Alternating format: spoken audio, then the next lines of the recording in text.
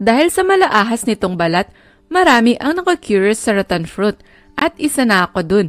Masasabi kong kasing lasa nito ang lemon dahil sa napakaasim ng lasa nito. Kilala rin bilang cane fruit o yantok, ang rattan fruit ay matatagpuan sa Pilipinas at iba pang bahagi ng Asia. Sa kabila ng asim nito, mayaman pala ito sa essential nutrients na makakabuti sa ating kalusugan mula sa vitamins, minerals at antioxidants. Kaya naman pag-usapan natin ngayon ang ilan sa mga amazing benefits ng rattan fruit. Number 1, nagbibigay proteksyon laban sa cancer. Dahil sa taglay nitong citrusy flavor, ang rattan fruit ay siksik sa vitamin C, isang potent antioxidant na nagbibigay proteksyon laban sa cancer. In fact, ang 100 grams ng rattan fruit ay nagtataglay ng 5 milligrams ng vitamin C na pumipigil sa panganib ng cancer. Pinapababa nito ang pinsala sa DNA na dulot ng oxidative stress. Pinoprotektahan din ng vitamin C ang normal tissues mula sa nakakapinsalang epekto ng cancer-causing substance na carcinogens. Ang vitamin C ay makakatulong din upang lumakas ang immune system at maiwasan ang chronic diseases kagaya ng cancer. Number 2, makakabuti sa cardiovascular health. Another benefit ng rattan fruit ay kaya nitong ipromote ang cardiovascular health. Ang taglay nitong calcium ay makakatulong sa bloodstream para maging normal ang pamumuo ng iyong dugo, pati na rin ang heartbeat. Mataas din ang taglay na iron ng rattan fruit na makakatulong sa production ng hemoglobin. Piniprevent nito ang panganib ng cardiac arrest at cardiac hypertrophy. Mayroon din itong high content ng potassium, copper at water na makakatulong upang maiwasan ang hypertension at paninigas ng arteries. Higit sa lahat, ang rattan fruit ay nagtataglay ng vitamin B1 o thiamine, isang mahalagang nutrient na kailangan sa production ng energy sa puso. Number 3, panglunas sa anemia. Ang anemia ay isang kondisyon kung saan ang iyong dugo ay nagpuproduce ng mas mababa pa sa normal na healthy red blood cells. Dahil dito, ang mga taong may anemia ay kinakapos sa dugong mayaman sa oxygen. Kung hindi sapat ang oxygen sa iyong katawan, mabilis kang manghihina o mapapagod. Buti na lang, ang rattan fruit ay makakabuti sa mga taong may anemia. Ito ay nagtataglay ng thiamine na makakatulong upang maibsan ang symptoms ng anemia.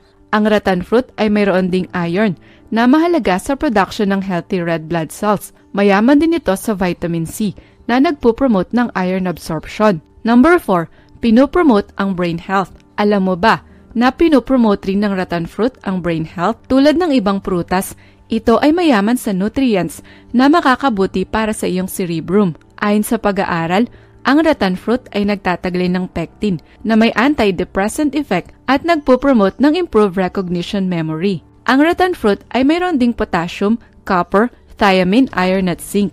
Makakatulong ang mga nasabing nutrients para tumakbo ng maayos ang nerves. Pinopromote nito ang improved focus at cognitive performance. Makakatulong din ang taglay nitong copper sa brain development, kaya ang pag-consume ng rattan fruit ay makakabuti sa mood at brain function. Number 5, makakabuti sa muscle at skeletal system. Ayon sa Ministry of Health, RI, ang regular na pag-consume ng fresh rattan fruit ay makakabuti sa iyong muscles at bones. Ang 100 grams nito ay nagtataglay ng 3.4 milligrams ng iron, 0.30 milligrams ng copper, 0.7 milligrams ng zinc, at 495 milligrams ng potassium. Mayaman ito sa mga essential minerals na makakatulong upang maiwasan ang bone loss. In addition, sinusuportahan ng mga nasabing minerals ang development ng muscles at bones. Ang rattan fruit ay makakatulong din upang maiwasan ng inflammation, osteoarthritis at muscle cramps. May kakayahan din itong palakasin ang iyong muscles at skeletal system.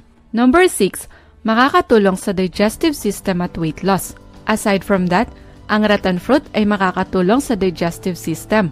Dahil sa taglay nitong dietary fiber, ang regular na pag-consume ng rattan fruit ay makakatulong upang malunasan ang diarrhea.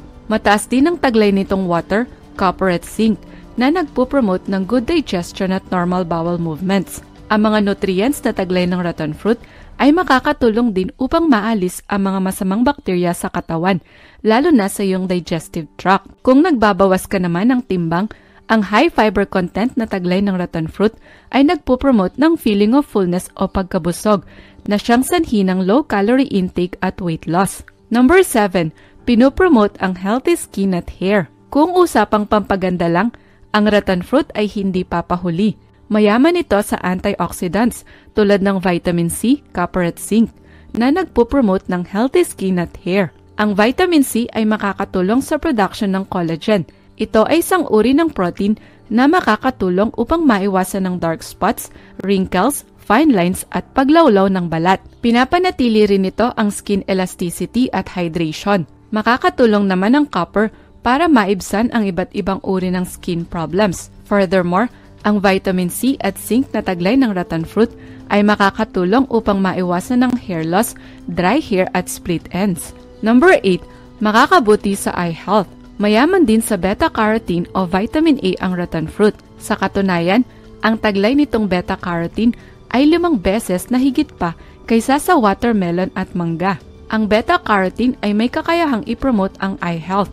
Makakatulong ito upang mapanatiling malinaw ang iyong vision at maiwasan ang eye-related problems tulad ng cataracts at myopia. Maliban dito, ang vitamin C na makukuha sa rattan fruit ay nagsisilbing antioxidant na makakatulong upang maprotektahan ang iyong mga mata mula sa pinsalang dulot ng ultraviolet light. Mayroon ding zinc at tannins ang rattan fruit na may anti-inflammatory effect at pumipigil sa development ng age-related macular degeneration. Ano-ano ang side effects ng rattan fruit?